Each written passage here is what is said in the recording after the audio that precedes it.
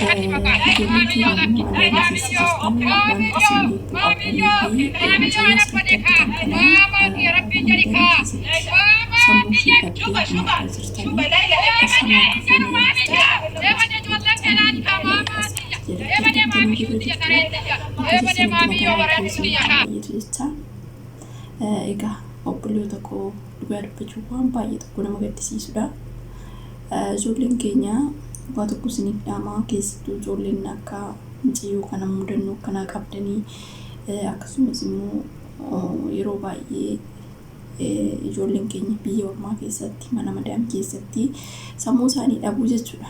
Egaa akkuma argaa jirtanii dhugaa dubbachuuf qarshii namuu amanii too beektanii yeroo ammaa kanatti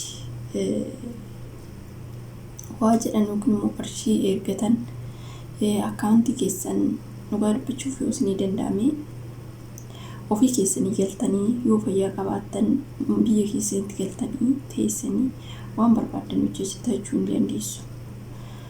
Ani waan isinii dhaamu obboloota koo hanga isinii danda'ametti biyya ormaa keessatti birriin hin argamti fayyaa chaatu caala.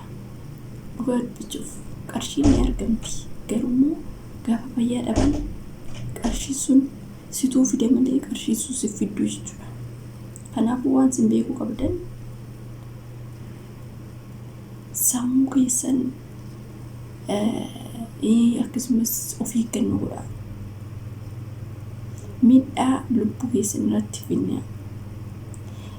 Aariidhaan amma namoota meeqan dhugaa dubbachuuf kan lubbuu ofirratti harkaan fudhatee maal jedhee injiramti waan bakka darbuudhaaf jirtu waan xiqqoodhaaf jecha kan tarkaaffii amma hin jedhamne lubbuu ofirratti fudhatu namoota meeqatu jira.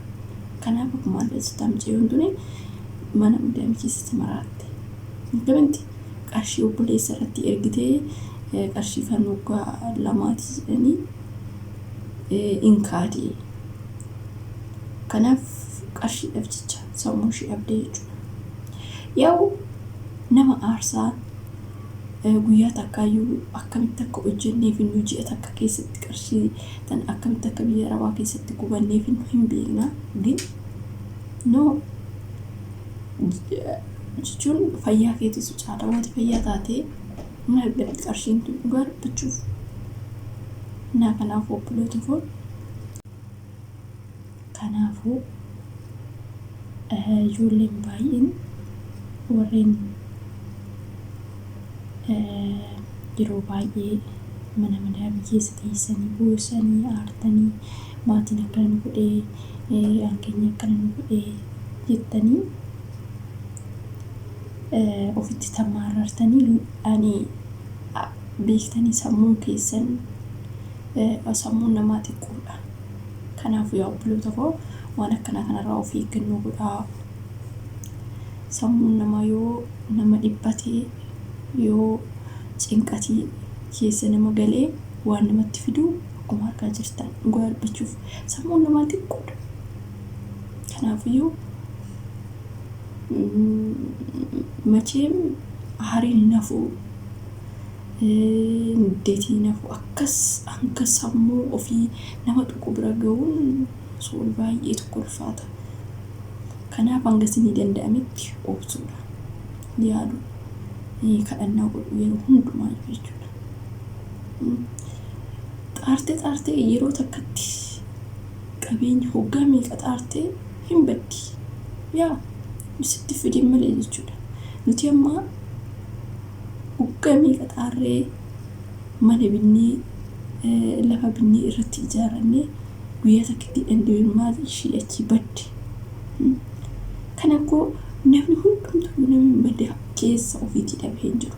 Kanaaf obsuu nama barbaachisa malee boochee maal jettee tan addaddee bakka ijoolleen tokko tokko lubbuu ofirratti kuni koo beekumsa hin jedhamu. Hanga sii danda'ametti yaa waaqayyo sanaa kennii jettee sammuu kee taragaaggaasistee yoon akkana godhe yoon akkana godhe akkanattan jijjiiramuu hin danda'a. Tamaskeen jettee yaa dhugaa dubbachuuf waan xiqqoo osoo ati yaadin osoo ati sammuu kee keessatti yaadin argachuu dandeessa. Waaqarraa homaayyuu hin dhabanii jechuudha. Kanaafiyyuu tarii qarshii kana obboleessi ishee kunis nyaatee jalaa fixee ta'us immoo beektanii dhugaa dubbachuu fi jecha nama wallaalchisaa. Kanaafuu yaa obboloota koo waan akkana kanarratti badaman xiyyeeffatinaa. Wanti bade tokko gaarummaaf jettanii bira darbuu qabdu malee sammuu keessan irratti waan akkanaa yaadinaa isiniin jedha. Waan akkasiiti. Guddaa obboleetti keenya Waaqayyo ishee amaaru nagaan biyya isheetti deebisuu dhugaa hedduutu akkana gaddisiisa. Kanaafiyyuu yeroo baay'ee ijoolleen keenya aarii kana sammuu keessan keessa hin galchinaa isiniin jechuu barbaadetanii. Waan akkasiiti. Ani dhugaa dubbachuuf macheen osoon waggaa dheeras biyya ormaa keessa ture qabeenyi hundi dhabamtee ani fayyaa kiyya ta'ee biyaansi amma si aarseetti na artagin akkas tarkaanfii lubbuu kiyya irratti fudhadha jecha afaaniin. Kanaafiyyuu yeroo baay'ee ijoolleen keenya aarii kana sammuu keessa hin galchinaa isiniin jechuu barbaadetanii. Waan akkasiiti. Ani dhugaa dubbachuuf macheen osoon waggaa dheeras biyya ormaa keessa ture qabeenyi hundi dhabamtee ani fayyaa kiyya ta'ee biyaansi amma si aarseetti na artagin akkas tarkaanfii lubbuu kiyya irratti fudhadha jecha afaaniin. Kanaaf wanti isin gochuu qabdan yoo jiraate obsuudha. Hanga namaa danda'anitti obsuudha. Kanaafuu wanti akkas nama dhibbisu yoo jiraate akka amantaa ofiitti dhiphina keessan natu isiniif baataa. Wanta isinitti ulfaatee anatu isinirraa fuudha. Akkuma jedhe kanaafiyyuu nuti immoo gara Waaqa keenyatti googorree wanti nuyi yaadnu hundumtuu nuuf ta'a jechuudha. Kanaaf yaa obboloota koo keessattuu ijoolleen biyya Arabaa keessa jirtanii obboleewwan keenya yeroo ammaa kanatti immoo ni beektu ni argitu ijoolleen baay'inaan akka miidhamanii. Kanaaf dhugaa dubbachuuf waan akkana kana ofirratti raawwatinaa isiniin jedha. Ijoollee irraa eeggattan immoo keessattuu ijoolleen Saawudii Arabiyaa keessa jirtanii rakkinni fi dhiphinni akkuma jiru ta'e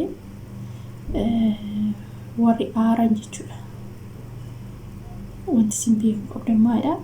Amma fakkeenyaaf madaamni yoo ansariin teessanii jechuudha yeroo baay'ee ijoollee gaafa ajjechuu itti iyyitii illurtii bakka hin doorsa akkasitti hin jira miti. Kanaafiyyuu yoo kasinitti cimtee taate biraa ba'uudha. Dhugaa dubbachuuf biraa baatu yoommoo akkas iyyumaa qofa ta'e bakkuma hunda jira kun iyya kanaafuu bakkuma hunda jira. Kanaafuu obsuun barbaachisaadha isiniin jedha. Yeroo ammaa kanatti ijoollee baay'eedha kan miidhame. Dhugaa dubbachuuf ani beeku seerri Saawudii Arabiyaa baay'ee cimaas ta'uu haala ijoollee biyya Arabaa kanaaf guyyaa takka isaa waa'ee saraatanyaa dubbatu argee hin beeku. ግን maaliif akka ta'e hin beeku. Mootummaan keenyas yaa'u ni beektu laafadha. Biyya irratti kabaja yoo isaaf qabaatan amma dhugaa dubbachuuf akka biyya Arabaatti Imireet keessatti yookiin immoo biyya Dubaay keessatti yeroo baay'ee mootummaan asii saraatanyaadhaaf hin dubbataa jechuudha. Fakkeenyaaf saraatanyaan takka yoo gaarii baate yoo baddee waraqataan galuu dandeessi. Achi keessaa garuu Saawudii Arabiyaa keessaa galuu hin danda'an ni beektu hanga waraqata sirreeffatanitti. Asitti waraqataan ni galta. Innaa garaagarummaa qaba. Kanaafuu ammasittuu obsuu beektanii isaan wajjin dubbachuu dhiisuu hin akkasiiti gochuun barbaachisaadha.